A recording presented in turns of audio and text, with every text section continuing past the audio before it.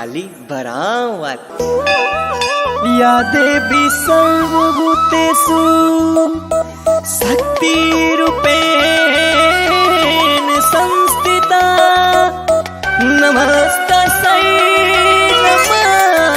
नमस्तस्यै नमस्तस्यै नमो नमः।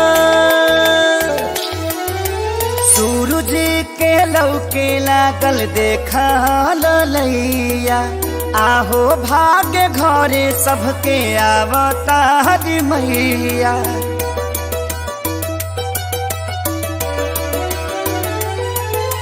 सूरज के लौके लागल देखा ललैया आहो भाग्य घरे सबके आवतारी मैया। अब करा जन दे भइल पूजन के बे जनी जियरा छाछा नावा हाली दूध लेके आव गैया के आरती उतारा मैया के पौआ पखारा मैया के। बड़ी भागे आईली माता रानी हो सेवा में खड़ा हो मानी हो।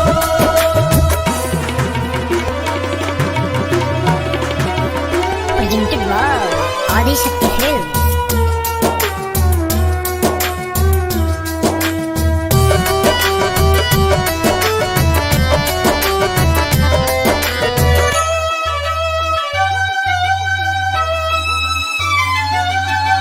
आचार से केहू पगरी से तो जब बाहर यही है जौना डगरी से।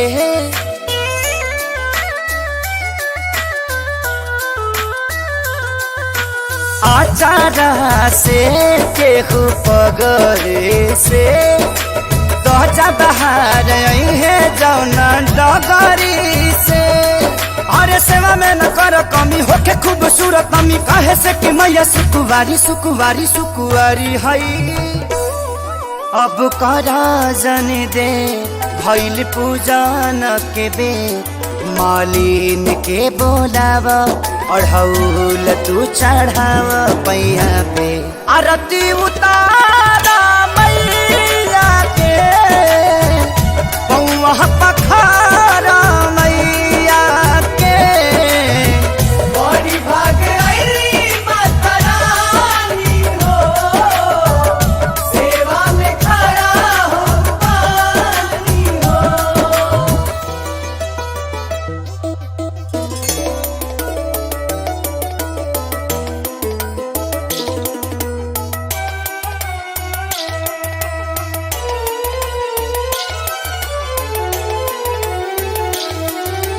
धरती के भाग दुए बेहरा जागेला चाही तो कुआर बड़ा नेक लगेला।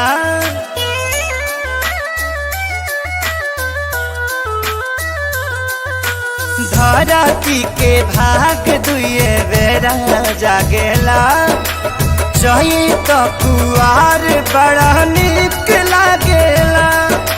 देख मुस्काते मैया आई गईली रंग नैया बेटा रखले सीखे सारी खेसारी खेसारी के।